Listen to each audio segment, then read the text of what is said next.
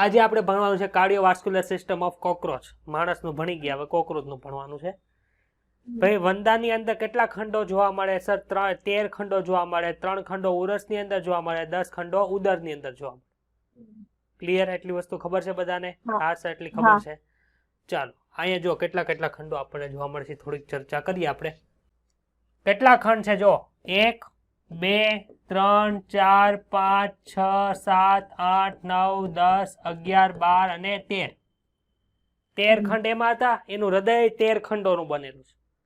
એટલે આપણું હૃદય 4 ખંડોનું હતું, ચારે પાસે પાસે આવ્યા હતા ખંડો, એવું નથી. આમાં એક પછી એક ગોઠવાયેલા છે. જો બતાય તમને એક પછી એક. હવે ઈ જે હૃદયના ખંડો છે ઈ ડાયરેક્ટ આમનામ નથી.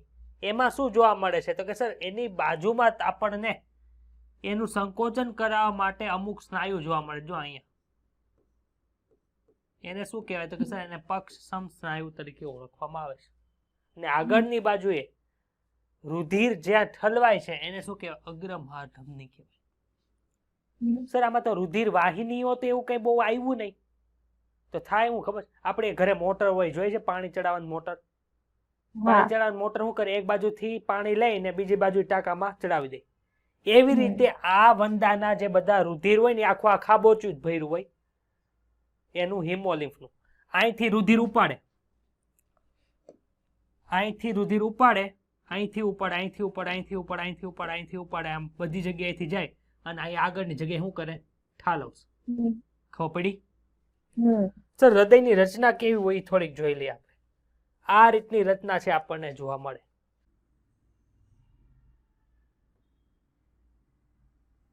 આ રીતનું જોવા મળે. અહીંથી પાછો બીજો ખંડ શરૂ થતો હોય. એટલે રુધિર બધું જાય ક્યાંથી તો કે સર રુધિરને જવું હોય તો એ રુધિર અહીંથી અંદર જાય. આકડી અમે કીધું હતું ને રુધિર જાય છે બધે અંદર. ક્યાંથી જાય? અહીંથી જાય. અહીંથી જાય. કેવી રીતે જાય તો કે આવી રીતે જાય. એટલે અહીંયા ઓપનિંગ હોય. એ ઓપનિંગ શું કરે તો એ ઓપનિંગ નું નામ છે મુખિકા. જો આ તમને મુખિકા બતાવી, થોડીક એવી સ્પેસ બતાવીશ વચ્ચે. એને શું કહેવાય છે? મુખિકા તરીકે ઓળખવામાં આવે છે. આની અંદર રુધિર જાય એટલે સંકોચાય. સંકોચાય એટલે શું થાય તો કે સર અહીંથી રુધિર જે હોય ને અહીંયા પ્રેશર લગાડે એટલે આ ભાગ બંધ થાય એટલે રુધિર અહીંથી પાછું બહાર નીકળી શકે નહીં. આવું બધા ખંડની અંદર જાય. બહાર ક્યાં નીકળે તો કે અગ્રમહાધમની આગળ આવેલી છે, ત્યાંથી રુધિર ક્યાં આવી જાય? બહાર આવી જાય. ક્લિયર કે ડાઉટ છે?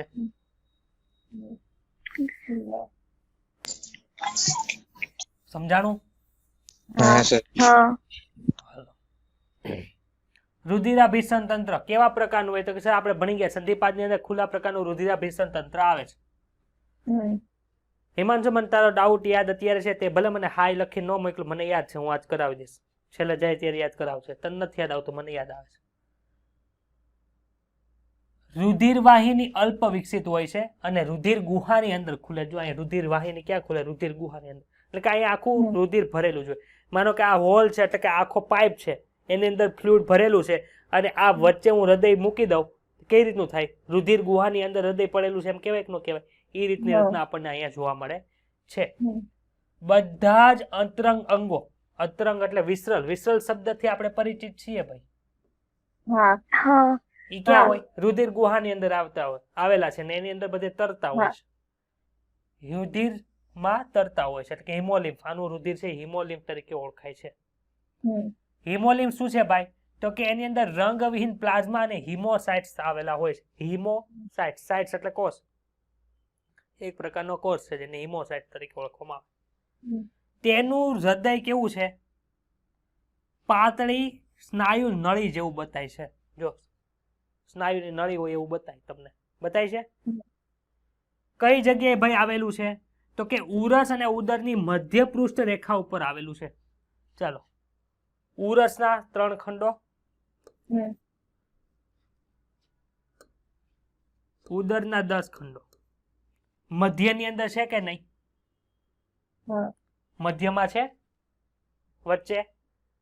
હવે સર એમાં મધ્ય પૃષ્ઠ રેખા એટલે મધ્ય રેખા ઉપર આવી ગયો. પૃષ્ઠ એટલે વંદો આમ હાલ્યો જતો હોય તેની નીચેની ભાગે આવે કે ઉપરની બાજુ આવે? પાક બાજુ આવે કે એના પગ બાજુ આવે? તો કે સર પાક બાજુ આવે એટલે પૃષ્ઠ બાજુ એ હોય. કે વૃક્ષ બાજુ એ નથી, પૃષ્ઠ બાજુ છે, મધ્ય પૃષ્ઠ રેખા ઉપર આવેલું છે. હમ. પછી શું છે સર, એનું સ્ટ્રક્ચર કેવું છે? તો કે આપણે જે આ આકાર જોયો ને, હમ. આવા આકારનું જોવા મળે છે. હદખંડોની અંદર છે વિભેદિત થયેલું હોય ને બંને બાજુએ મુખિકા આપણને જોવા મળે છે. જોવા મળી મુખિકા બંને બાજુ, આ બાજુ હોય, આ બાજુ હોય, આ બાજુ હોય, આ બાજુ પણ હોય છે. રુધિર છે મહાકોટરમાંથી હૃદયની મુખિકા દ્વારા પ્રવેશે છે અંદર અને દબાણ સહિત છે અગ્રભાગે મહાકોટરની અંદર પાછું ઠલવાઈ જાય છે. એટલે એક જગ્યાએથી ઉપાડીને આગળ મોકલે, એક જગ્યાએથી ઉપાડીને આગળ મોકલે. એવી રીતે શું થાય છે? વંદાનું રુધિરાભિસંધાન કાર્ય કરે. બીજું કાંઈ આમાં લાંબુ ટૂંકું છે નહીં. શું યાદ રાખવાનું? તો કે સર હૃદય છે એ પાતળી સ્નાયુ નળી જેવું હોય, બાજુમાં પક્ષ સ્નાયુ આવેલા હોય, એના લીધે સંકોચન થાય છે. રુધિર છે મુખિકા દ્વારા હૃદયની અંદર પ્રવેશે.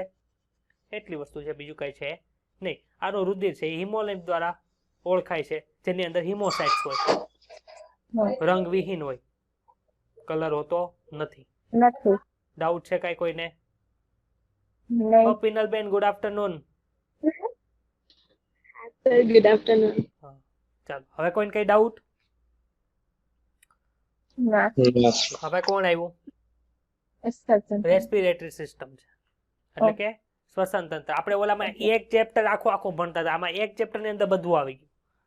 તો રેસ્પિરેટરી સિસ્ટમ ની અંદર શું છે? આપણે ત્યાં એવું ભણતા હતા કે ઝાલર પોથી, પછી ફેફસા પોથી એવું આવેલું હોય, પરંતુ આની અંદર ન્યા છે ને બહુ ઉલ્લેખ નહોતો, પણ અહીંયા આપણે ભણીએ છીએ કે એની અંદર આપણને શું જોવા મળશે? શ્વાસ નળીઓનું જાળું જોવા મળે છે. એટલે યાદ રાખવાનું કે શ્વાસ નળી પણ શ્વસન અંગ તરીકે કેમાં આવેલી હોય છે? વંદાની અંદર હોય, એટલે કે ટૂંકમાં સંધિપાદ સમુદાયની અંદર જોવા મળે. શાખિત શ્વાસ નળીઓનું જાળું હોય છે, અને આ શ્વાસ નળી કેટલી હોય છે? તો કે સર 10 જોડ નાના છિદ્રો દ્વારા બહારની બાજુએ ખુલે. કઈ જગ્યાએ સર એવું હતું? તમે કયો તો અમને બતાવો તો થોડુંક. હાલો આપણે પહેલો વંદો જોયો તો, સૌથી પહેલો વંદો જોયો તો પાંખ વાળો. હા સર જોયો તો ને, હવે બતાય છે? બહુ ઓછું બતાય છે. આપણે નોટ્સ વાળો વંદો જોયો. જો આમાં બ્રાઉન કલર બતાય, ડાર્ક બ્રાઉન. એ બધા શું છે? આ પૃષ્ઠ બાજુ છે, વક્ષ બાજુ એ મહત્તમ હોય. એના જે હોય ને શ્વસન છિદ્રો, એ બધા નાના છિદ્રો દ્વારા બહાર ખુલે છે, અને શ્વસન છિદ્રો ખુલવાની ક્રિયા છે વાલ દ્વારા નિયંત્રિત હોય છે. અને બીજું કઈ બાજુ હોય? તો કે સર પાર્શ્વ બાજુ. પાર્શ્વ બાજુ એટલે આપણે ભણી ગયા છે, પાંખ જે બાજુ હોય એ બાજુ પાર્શ્વ બાજુ. પાતળી શાખિત નલિકાઓ એ શું કરે છે? O2 નું બધા ભાગો તરફ છે એ વહન કરે છે. આ જે શાખિત નલિકાઓ છે એ કેવી હોય? તો કે સર એ શ્વાસન નલિકાઓ સૂક્ષ્મ નલિકાઓની અંદર વિભાજિત થયેલી હોય છે.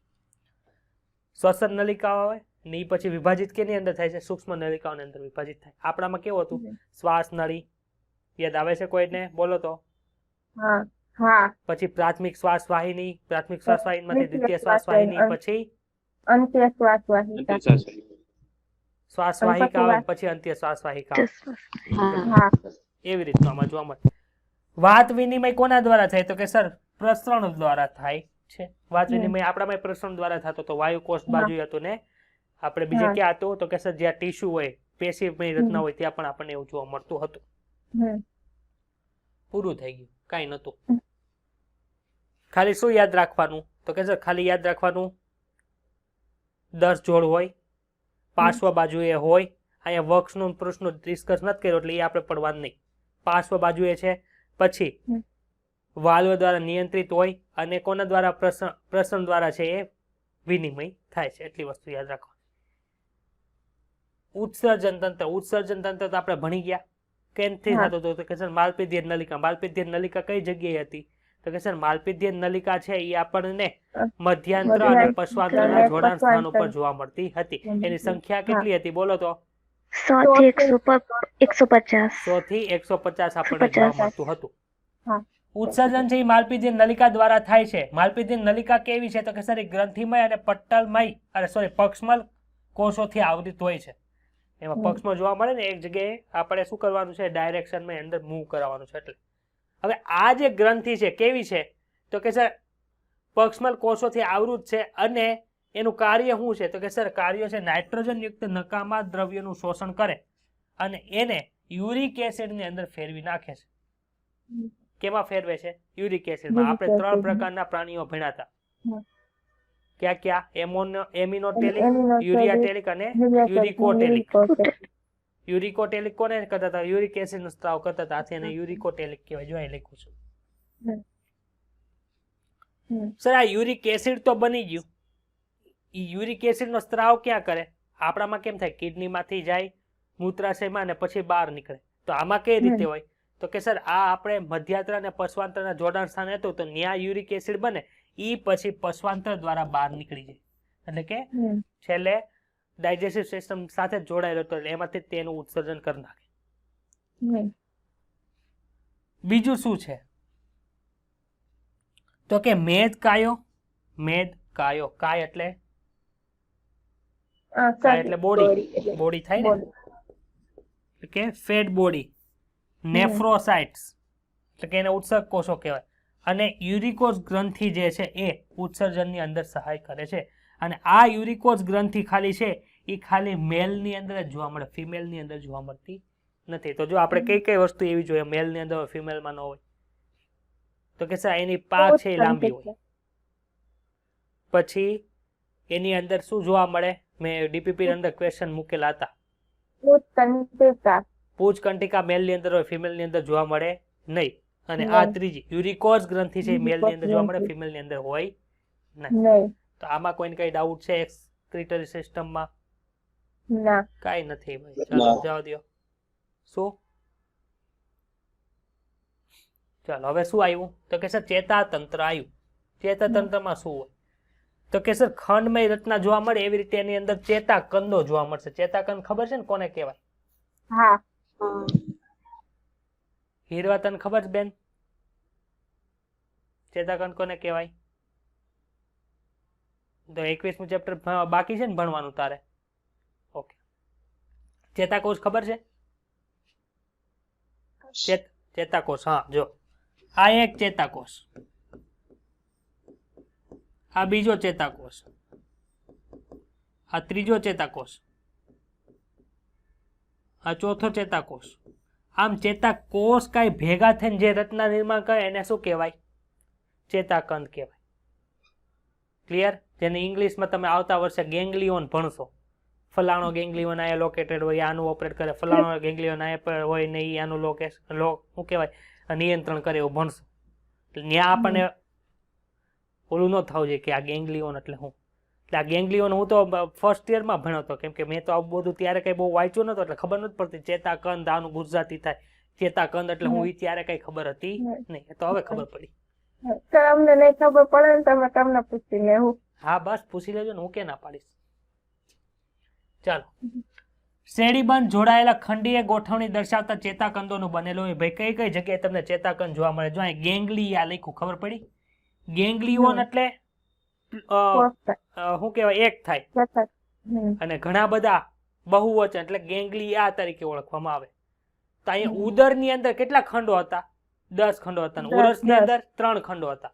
એટલે થોરાસિક ગેંગ્લિયા છે. કેટલા છે સર? 1, 2 અને 3.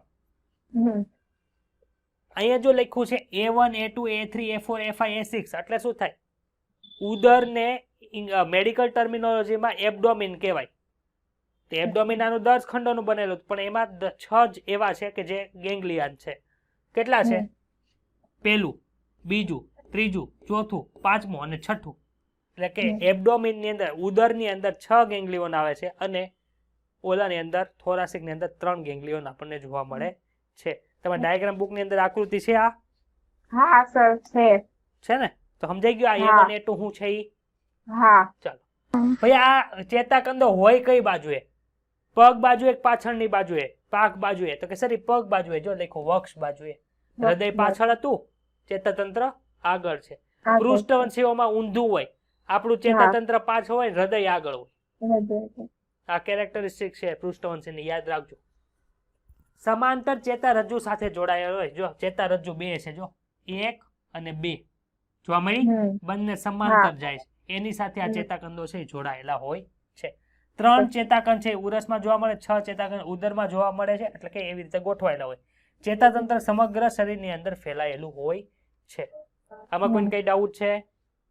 ના. ચાલો, ચેતાતંત્રનો થોડોક જ ભાગ છે એ ક્યાં આવેલો હોય? શીર્ષમાં આવેલો હોય. અહીં ત્રિકોણ શું કામ દોર્યું સર? તો કે સર શીર્ષ ત્રિકોણ વાકાર નો હોય એટલે અહીંયા ત્રિકોણ દોર્યું. ખાલી શીર્ષની અંદર કેટલું જોવા મળે? તો કે સર ઉપરી અન્નનાળીય ચેતાકંદો જોવા મળે. ઉપરી એટલે ઉપર, અન્નનાળી એટલે અન્નનળી. અન્નનળી જોઈતી આપણે વંદાની?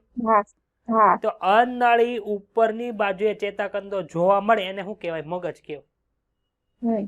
શું કહેવાય? આ ઉપરી અન્નનળી ચેતાકંદો કેવો હોય તો મેડિકલ ટર્મિનોલોજીમાં આવે સુપરફિશિયલ ઇસોફિશિયલ ગેંગ્લિયન એવો શબ્દ આવે. એટલે એવી શબ્દની ટેવ પાડી દેજો, કેમ કે ગમે એ વસ્તુ મેડિકલમાં ભણવાની હોય તે રિલેશન ભણવાના હોય. માનો કે તમે સ્વાદુપિંડ ભણવાના હોય ને તો તમારે સ્વાદુપિંડની આગળ શું આવ્યું એ યાદ રાખવાનું, પાછળ હોય એ શું યાદ રાખવાનું, ઉપર શું હોય એ યાદ રાખવાનું, હેઠે શું હોય એ યાદ રાખવાનું, બાજુમાં છે એ શું યાદ રાખવાનું. પછી શું યાદ રાખવાનું? એને બ્લડ કોણ પૂરું પાડે ભાઈ? એને બ્લડ સપ્લાય કહેવાય. એને ચેતાતંત્ર ચેતા કોણ સપ્લાય કરે? એને નર્વ સપ્લાય કહેવાય. એટલું તમે કરો એટલે તમને એનેટોમી આવડી જાય, કાંઈ અઘરું લાગે નહીં. પરંતુ એટલું ભણવામાં તમારે 4 બુક ભણવી પડે. Volume 1, volume 2, volume 3, volume 4. બરોબર? બહુ મજા આવશે. આગળ આવો. અત્યારે તો હાવ નાનું છે. આમાં પાસ થઈ જાય એને જ ભણવા મળે ને આમાં પાસ ન થાય એને તો ભણવા ન મળે. અને પાસ થવા માટે તમે વેદ ક્લાસમાં આવ્યા છે, પૈસા ભર્યા છે, તો હવે અમારે પાસ કરાવી તમારી જવાબદારી તો આવે ને અમારી. તમે પણ વાંચજો. એક્ઝામ નથી આવતા એની ઉપર મને બહુ ખીચડ, પણ હું અહીંથી ત્યાં મારવા આવી શકું નહીં.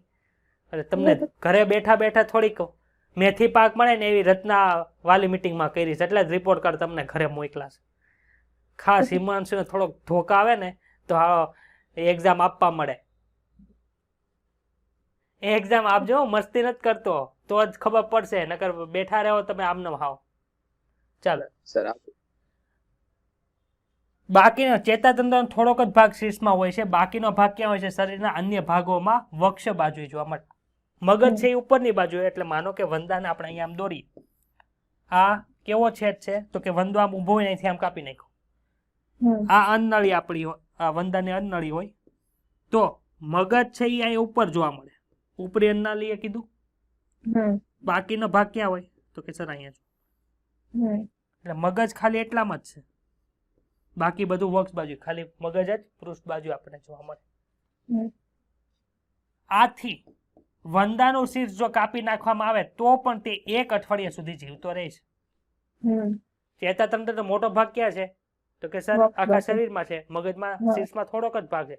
એટલે કોકને ખીચડીની વંદો હાથમાં લઈ એનું મોઢું આમ કાપી નાખે ને ઘા કરી દે તો એ વંદો બેઠો અઠવાડિયું જીવે.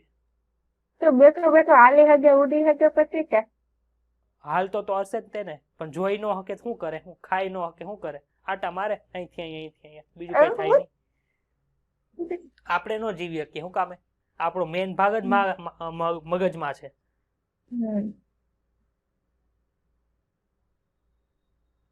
પાવર સ્ટેશન ઉપર છે ને ખાલી વાયર સપ્લાય કરેલી છે, તો પાવર સ્ટેશન તમે ઉડાડજો તો પછી વાયર હોય શું કામના? એવું છે બધું. ચાલો, આમાં ચેતાતંત્રમાં કોઈને કઈ ડાઉટ? ના. હવે ભણીએ વંદાની અંદર સંવેદાગ્નો. સંવેદ અંગો, સંવેદી અંગો કયો તોય હાલે. ભાઈ વંદો રાતે શું કામ નીકળે એ જોવાનું છે, અત્યારે ભણવાનું છે. વંદના સંવેદ અંગો છે, એમાં સ્પર્શકો આવે, આંખો આવે, જંભમૃષુ આવે ને વક્ષજમૃષુ આવે, અને પૂછસૂળ આવે. પૂછસૂળ ખાલી એકમાં આવે કે બંનેમાં આવે? બંનેમાં આવે.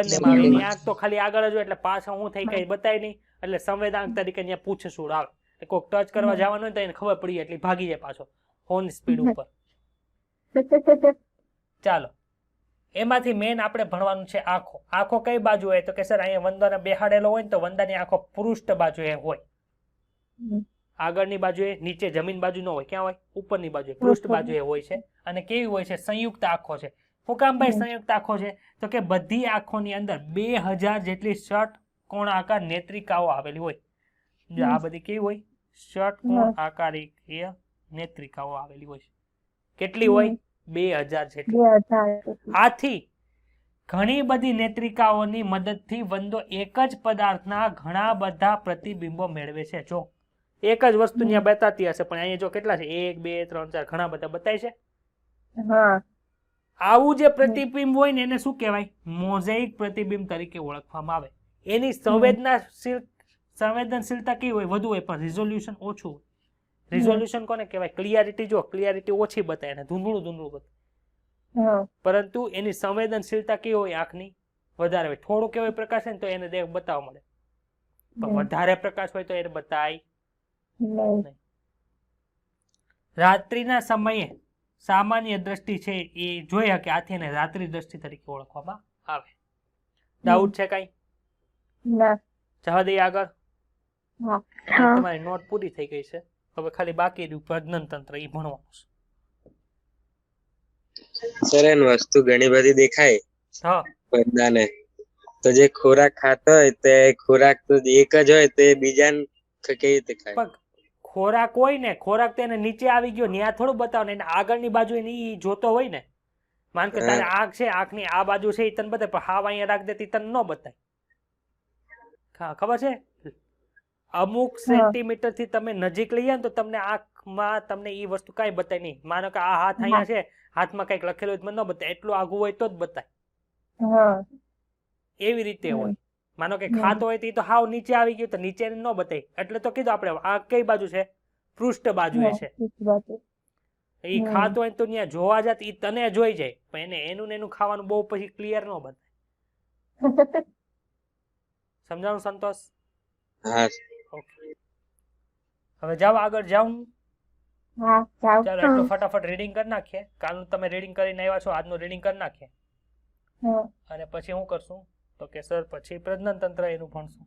ચાલો અંતઃસંરચનામાં પાચન તંત્ર તમે ભણી ગયા કાલે. હા રુધિરાભિસરણ તંત્ર છે, રુધિરાભિસરણ તંત્રની આકૃતિ ભણી ગયા આપણે.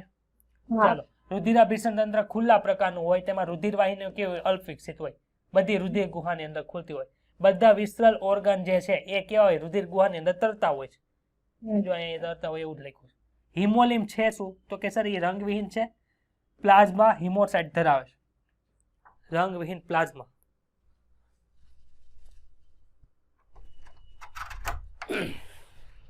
રંગવિહીન પ્લાઝ્મા ખબર પડી? હા વંદાનું હૃદય જે છે એ કેવું છે તો કે સર એક લાંબી સ્નાયુ નળી જેવું હોય છે, જે ઉરસ અને ઉદરની અંદર મધ્ય પૃષ્ઠ રેખા ઉપર આવેલું હોય. મધ્ય પૃષ્ઠ રેખા એટલે ઇમેજિન થાય છે ને શું છે એમ. હા ઓકે. હૃદયની ગળણી આકારના હદખંડોમાં વિભેદિત થયેલું હોય છે. અલગ અલગ ખંડોની અંદર વિભેદિત થયેલું હોય છે, અને એની બંને બાજુએ શું આવેલી હોય છે? મુખિકા આવેલી હોય. અને આ મુખિકા દ્વારા હૃદયની અંદર શું જાય? રુધિર જાય. રુધિર મહાકોટરમાંથી હૃદયમાં મુખિકા દ્વારા પ્રવેશે છે અને દબાણ સહિત આગળના ભાગમાં પાછું ફરે છે. કોઈને કઈ ડાઉટ? ના ચલો આગળ જવા દઉં. હા ચલો શ્વસન તંત્ર. શ્વસન તંત્ર શું છે તો કે સર એ શાખિત શ્વાસ નળીઓનું જાળું છે. શ્વાસ નળી 10 જોડ નાના છિદ્રો દ્વારા બહારની બાજુ ખુલે. આપણે કેટલા વાર તો કે સર આપણે તો 2 છિદ્ર દ્વારા, નાક છે એ બહારની બાજુ ખુલે. શ્વાસ નળી બહાર નથી ખુલે, શ્વાસ નળી તો અહીંયા હોય. શ્વાસ નળીનું ઓપનિંગ અહીંયા થાય. એ પેલા તો શું હોય? કંઠ નળી હોય. એમ આની જે શ્વાસ નળી છે ને 10 જોડ છિદ્ર દ્વારા, એટલે કે એક નળીના 10 જોડ એટલે કે 20 ઓપનિંગ છે. આ ખાસ યાદ રાખો, 10 છે કે 10 જોડ છે? 10 જોડ છે એટલે 20 ઓપનિંગ હશે, અને 20 ઉપર શું હશે? વાલ્વ આવેલા હશે, જે શ્વસન છિદ્રો તરીકે ઓળખવામાં આવે છે, જે શરીરની પાર્શ્વ બાજુ એટલે લેટરલ સાઈડ ઉપર આવેલા હોય છે. પાતળી શાખિત નલિકાઓ જે છે, જેને શું કે શ્વસન નલિકા છે, એ સૂક્ષ્મ શ્વસન નલિકાઓમાં ઉપવિભાજિત થાય, એને તે પાતળી શાખિત નલિકાઓ કહેવાય. એ પાતળી શાખિત નલિકાઓ હવામાંથી ઓક્સિજનનું બધા ભાગ તરફ છે વહન કરે છે, અને શ્વસન છિદ્રની ખુલવાની ક્રિયા વાલ્વ દ્વારા નિયંત્રિત હોય, અને સૂક્ષ્મ વાહિકાઓમાં પ્રસરણ દ્વારા વાત વિનિમય થાય છે. છે કઈ ડાઉટ? ના આગળ જવા દઉં. હા વંદાની અંદર સંવેદનાંગો તરીકે સ્પર્શકો હોય, જે આગળ હોય, લાંબી દોરી જેવા. આંખો હોય, જંભભૃશુ અને વક્ષજંભૃશુ આપણે કાલ ભણી ગયા. પૂછસૂળ પણ કાલે ભણી ગયા, વગેરે આવેલા હોય છે. શીર્ષ છે એ પૃષ્ઠ બાજુએ સંયુક્ત આંખો જોવા મળે છે. પ્રત્યેક આંખ લગભગ 2000 જેટલી ષટકોણાકાર આને કહેવાય. ખબર? બેન્ઝીન બતાવીને એને ષટકોણાકાર કહેવાય. હા બેન્ઝીન હા આ સાયક્લોહેક્ઝેન છે ભાઈ, બેન્ઝીન નથી. હા ષટકોણાકાર નેત્રિકાઓની બનેલી હોય છે અને ઘણી બધી નેત્રિકાની મદદથી વંદો એક જ પદાર્થના ઘણા બધા પ્રતિબિંબ મેળવે છે. આ પ્રકારની દ્રષ્ટિને મોઝેક પ્રતિબિંબ કહેવાય ને જેની સંવેદનશીલતા વધુ હોય પરંતુ રિઝોલ્યુશન છે એ ઓછું હોય છે. તે રાત્રિના સમય સામાન્ય હોય, આથી તેને રાત્રિ દ્રષ્ટિ કહેવાય. ક્લિયર? હા હવે આપણે છેલ્લું જે છે એનું પ્રજનન તંત્ર છે આપણે ભણીએ. વંદો કેવો પ્રાણી છે ભાઈ? એક લિંગી પ્રાણી છે. સર અમને ખબર છે. બંને જાતિઓ છે પૂર્ણ વિકસિત પ્રજનન અંગો ધરાવે છે, કે બંનેમાં કઈ ખામી નથી, બંને સંપૂર્ણ રિપ્રોડક્ટિવ સિસ્ટમ ધરાવે છે. નર પ્રજનન તંત્રમાં કોનો સમાવેશ થાય જોજો.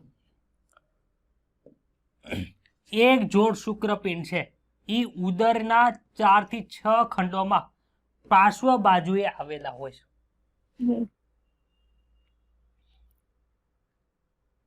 આ નર પ્રજનન તંત્ર છે. જો અહીં નર લખેલું છે. ક્યાંથી ક્યાં ખંડો કીધા હતા? તો કે 4 થી 6 ખંડોમાં પાર્શ્વ બાજુ જોવા મળે. પાર્શ્વ બાજુ એટલે સાઈડની બાજુ કીધી. જો આ હોય ને એને મીડિયલ સાઈડ કહેવાય. આપણું સ્પાઇનલ કોડ જે હોય ને એટલે કે કરોડરજ્જુ હોય ને એને મીડિયલ સાઈડ કહેવાય. મીડિયલ સાઈડ થી જમણી અને ડાબી બાજુ જેમ જેમ જાઓ ને એને મેડિકલ ટર્મિનોલોજી જેમાં લેટરલ સાઈડ કહેવાય, એને ગુજરાતીમાં પાર્શ્વ બાજુ કહેવાય. તો જો આ પાર્શ્વ બાજુ એ છે કોણ છે? શુક્રપિંડ. જો અહીં દર્શ એવું શુક્રપિંડ.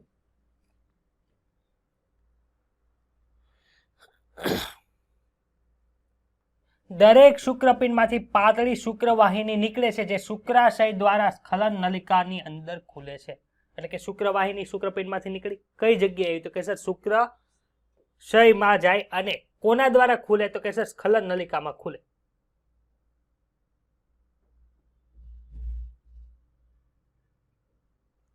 અહીં શુક્રવાહિની બતાણી તમને.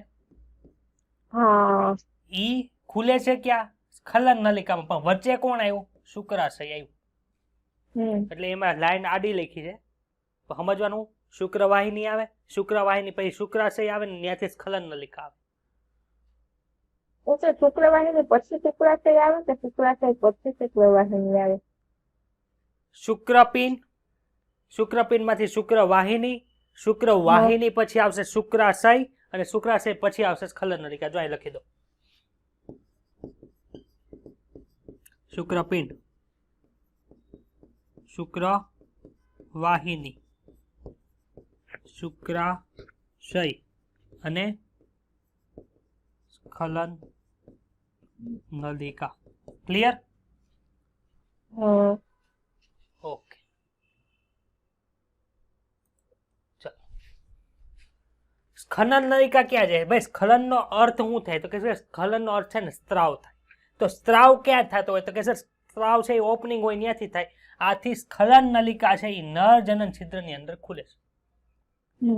નર જનન છિદ્ર છે કઈ બાજુ આવ્યું હોય? તો કે સર એનું સ્થાન છે મળદ્વારની વક્ષ બાજુ આવેલું હોય છે, એટલે કે જમીન બાજુ આવેલું હોય છે. હવે ખાસ થોડુંક જોવા જેવું છે, જે તમને અટપટું કરાવી દે એવું છે.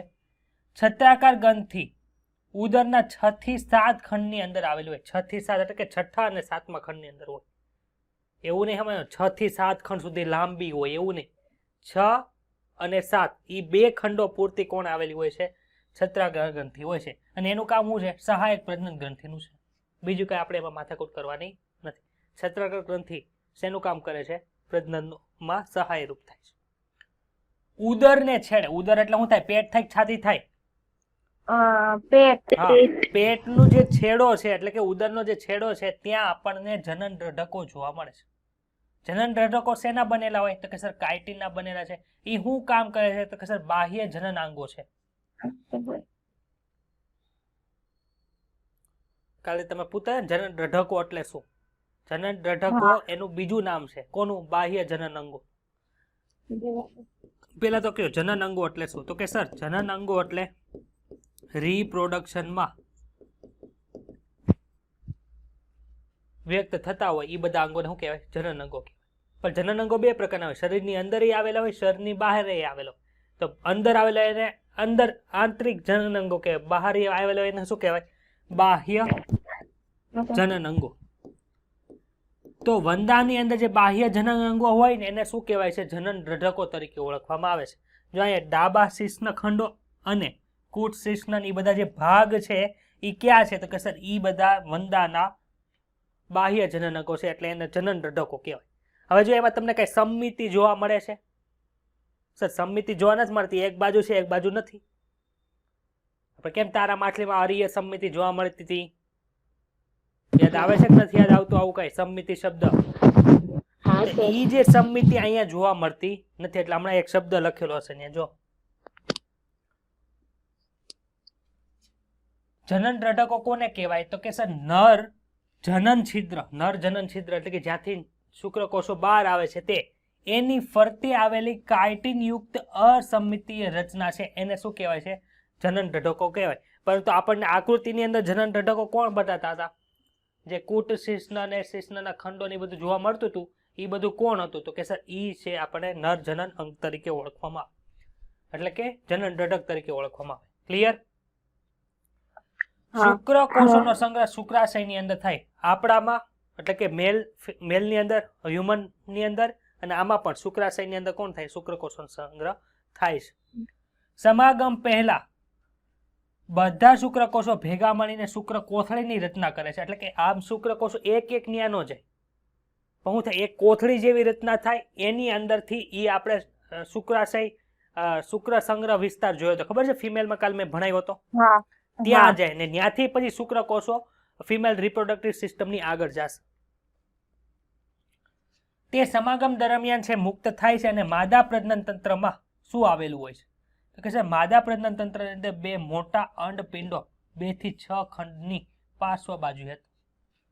ઓલામાં શુક્રકોષો કયા ખંડમાં જોવા મળતા હતા? તો કે સર 4 થી 6 ખંડની અંદર જોવા મળે. આમાં કયા ખંડ દરમિયાન જોવા મળે છે? 2 થી 6. આની લંબાઈ કેવી છે? વધારે છે, વધારે વિસ્તરેલું છે. પ્રત્યેક અંડપિંડ શ્રેણીબદ્ધ વિકસિત અંડકોષ ધરાવતી 8 નલિકામય અંડ પુટિકાઓના બનેલા છે. આ 8 શબ્દ ખાસ યાદ રાખજો, નીટની અંદર પૂછાઈ ગયેલો છે.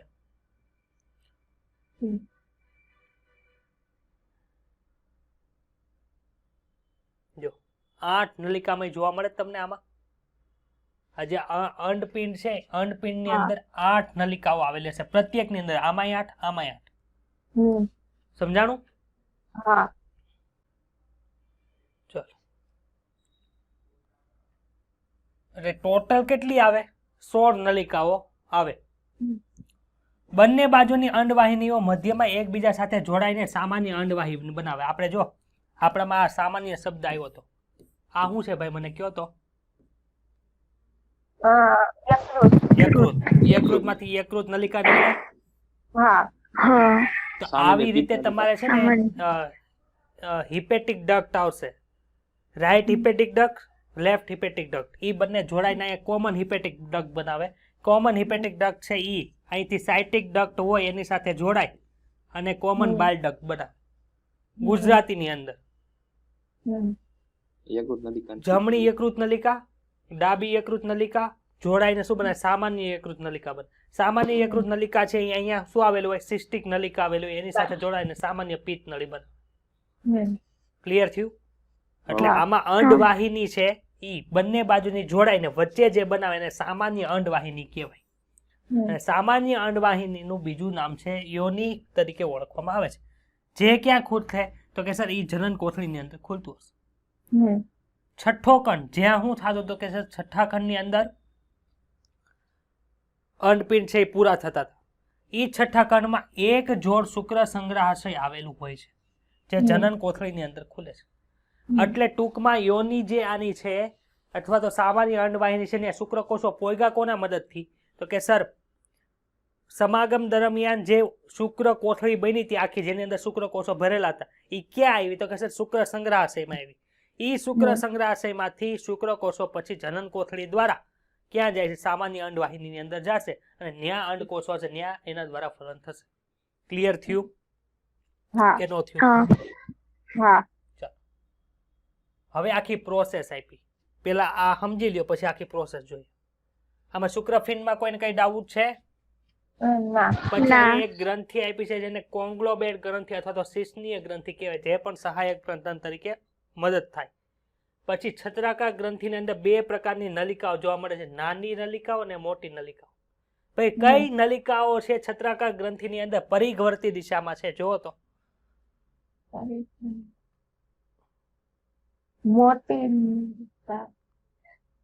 મોટી મોટી બરોબર. મોટી હા, નલિકાઓ છે પરિઘવર્તી દિશામાં છે. આવું કઈ લખેલું નથી પણ આકૃતિ ઉપરથી આપણે સમજી જવાનું. શુક્રાશય વિશે તો ખબર પડી ગઈ, શુક્રવાહિની વિશે ખબર પડી ગઈ, ખલન નલિકા વિશે ખબર પડી ગઈ. અહીંયા ડાબા શીર્ષના ખંડો હતા તો અહીંયા જમણા શીર્ષના ખંડો છે, પરંતુ સમાનતા જોવા મળતી નથી. અહીંયા વક્ષ શીર્ષના ખંડ છે એટલે કે જમીન બાજુ આવેલું હોય. પૂછસૂળ આપણે ભણી ગયા, પૂછકંટિકા પણ ભણી ગયા. આ એક ટીટી લેટર નામનું એક અંગ છે, એ પણ ત્યાં આપણે જોવા મળે છે. ખાલી નામ યાદ રાખવા કઈ આપ્યું નથી એટલે આપણે માણસોનું ભણવાનું છે ડીપમાં. વંદાને ભણીને કઈ કામ નથી, ખાલી નીટ પૂરતું જ છે. ડોક્ટરમાં વહી ગયા વંદા શું કાપીને કાઢવાના આપણે? ક્લિયર? ડાઉટ છે આમાં તો બોલો. ના. હાલો. માદાવંદોની અંદર અંડપિંડ, અંડપિંડમાંથી અંડવાહિની નીકળે. આ અંડવાહિની ડાબી અંડવાહિની, જમણી અંડવાહિની બંને ભેગે થઈને કોને બનાવતો કે સામાન્ય અંડવાહિની, જેનું બીજું નામ છે યોની. આમાં ગુંદર ગ્રંથિ આવે છે, યાદ રાખજો. ગુંદર ગ્રંથિ કેની અંદર જોવા મળે? ફિમેલ રિપ્રોડક્ટિવ સિસ્ટમમાં. જ્યારે છત્રાકાર ગ્રંથિ અને કોંગ્લોમેરેટ ગ્રંથિ છે એ મેલ રિપ્રોડક્ટિવ સિસ્ટમની અંદર આવે છે. શુક્ર સંગ્રહાશય બતાણું અહીંયા કેટલા હોય? એક હોય કે એક જોડી હોય? એક જોડી આપણને જોવા મળે.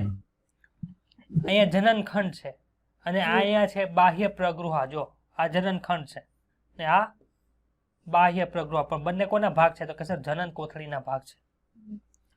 ના તો જનન રઢકો છે આના ફિમેલ રિપ્રોડક્ટિવ સિસ્ટમના અંદરની બાજુ આવે. શું ડાઉટ છે કોઈને? કોઈ સર બોલ્યું? ક્લિયર થયું એટલું? હવે પ્રોસેસ જોવાની છે.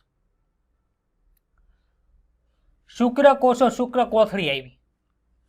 વંદાના મેલ રિપ્રોડક્ટિવ સિસ્ટમની અંદર શું થયું? શુક્રકોષો ભેગા મળીને શુક્રકોથળી બનાવી. ઈ શુક્રકોથળીને પ્રજનન દરમિયાન એટલે કે સમાગમ દરમિયાન ક્યાં જવા દીધી? તો કે સર ફિમેલ રિપ્રોડક્ટિવ સિસ્ટમમાં. ન્યા ક્યાં ગયું? તો કે સર ન્યા શુક્રકોષો શુક્રકોથળીમાંથી સ્થળાંતરિત થાય છે અને અંડકોષો સુધી પોગે છે. યોનિમાંથી ક્યાં જાય? અંડકોષો સુધી. અને એક કેપ્સ્યુલની અંદર બંધાય છે જેને શું કહેવાય? અંડઘર કહેવાય. ફલન થઈ જાય પછી શું થાય?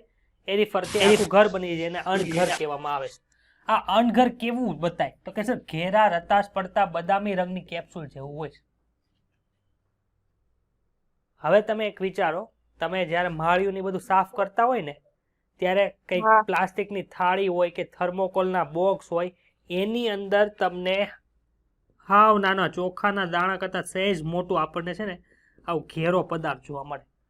હોય પોલું તે આમ તમે દબો ને તો તમે ઓલું કેમ ભૂંગળાને ખાવ પછી આમ એને દબો તો કેવો અવાજ આવે? એવો અવાજ ધરાવતો આ પદાર્થ હોય એને અંડઘર કહેવાય. એની અંદર જે બચ્ચા હોય તો બહાર નીકળી ગયા હોય, તો ખાલી આ પદાર્થ પડ્યો હોય ને એટલે આને જોઈને હાથ ધોઈ નાખવાના પછી કે આ ગંદુ હોય. ખબર પડી? એ શું હોય છે? આપણને અંડઘર તરીકે ઓળખવામાં આવે. કેવડું હોય તો કે સર લગભગ 8 mm જોવા મળે છે. આ 3/8 ડબલ ડેશ એટલે ઇંચ તરીકે થાય. લાંબા હોય છે, એટલા લાંબા આપણને જોવા મળે. હું કે નો ઇંચ કહેતો તો ને, આ ઇંચ છે 3/8 ઇંચ. મેં કીધું મેં કંઈક વાંચ્યું હતું પણ ઇંચ ક્યાં આવતું તે ખબર નથી. હવે અત્યારે જડ્યું. ઓલું બધું મેં આપ્યું હતું એ તો સોલ્વ કરી નાખ્યું ને, એટલે સુધારી નાખ્યું ને? હા, 3 ઇંચ. ઓકે. આ અંડઘર ક્યાં મૂકે ભાઈ? તો કે સર તિરાડ હોય અથવા તો વધુ સાપેક્ષ ભેજયુક્ત ખોરાકની નજીકની જગ્યાએ એ મૂકી દે છે અથવા તો ચોંટાડી દે. સરેરાશ એક માદા એક વખત પ્રજનન કરે ત્યાર પછી 9 થી 10 અંડઘર ઉત્પન્ન કરે છે અને પ્રત્યેક 14 થી 16 ઈંડા ધરાવે છે. એક અંડઘર હોય એમાં કેટલા ઈંડા જોવા મળે? તો કે સર 14 થી 16 ઈંડા હોય ને આવા કેટલા અંડઘર મૂકે છે? તો કે સર આવા 9 થી 10. 1 2 3 4 5 6 7 8 9 અને 10. બધાની અંદર કેટલા હોય ઈંડા? 14 થી 16 તો ખબર પડી? હા આટલા બધા ઈંડાઓ એટલે એક વખત પ્રજનન કરે તો કેટલા બધા વંદા બની જાય એક સાથે. હા પેરીપ્લેટેના અમેરિકાનો વિકાસ પરોક્ષ પ્રકારનો હોય છે, આપણને ખબર છે.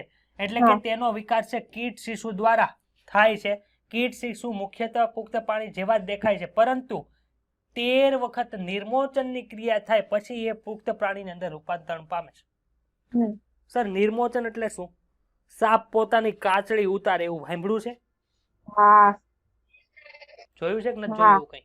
હા સર સાચું હા, એવી રીતે આ પણ શું થાય, પોતાનું ઉપરના લેયર છે એ 13 વખત ઉતારી દે પછી એ પુખ્ત વંદા જેવા બતાવે. અને અંતિમ કીટ્સ શિશુ અવસ્થા પહેલાની અવસ્થામાં પક્ષતલ્ય હોય છે, પણ માત્ર પુખ્ત વંદામાં જ પાંખો હોય છે. આપણે પાંખ કહેતા હતા, ખબર છે પાંખ? હા. તો ઈ પુખ્ત થયું હોય એની પહેલાનું જે શિશુ હોય ને, એટલે કે 13મી વખત જ્યારે નિર્મોચન પામવાનું હોય ત્યારે ખાલી વિંગ પેડ હોય, એટલે કે નાની નાની પાંખ હોય ખાલી, પરંતુ પુખ્ત પાંખો છે એ ખાલી પુખ્ત વંદાની અંદર જ જોવા મળે. કેટલા જોડી પાંખો હતી ભાઈ? 2 છોડ વંદાની ઘણી બધી જાતો છે એ જંગલી હોય છે, આમાંય જંગલી ભર્યા હોય માણસ. તેનું કોઈ આર્થિક મહત્વ હોતું નથી, કોઈ પણ રીતે એ મનુષ્યનો ઉપયોગ થાય નહીં. કેટલીક જાતિઓ છે મનુષ્યની વસાહતના સ્થાને અથવા તો તેની આજુબાજુમાં ઉછેર પામે છે અને ઉપદ્રવી તરીકે કામ કરે. ઉપદ્રવી એટલે કે હેરાનગતિ કરવાનું કામ કરે. ઉપદ્રવ વધારે.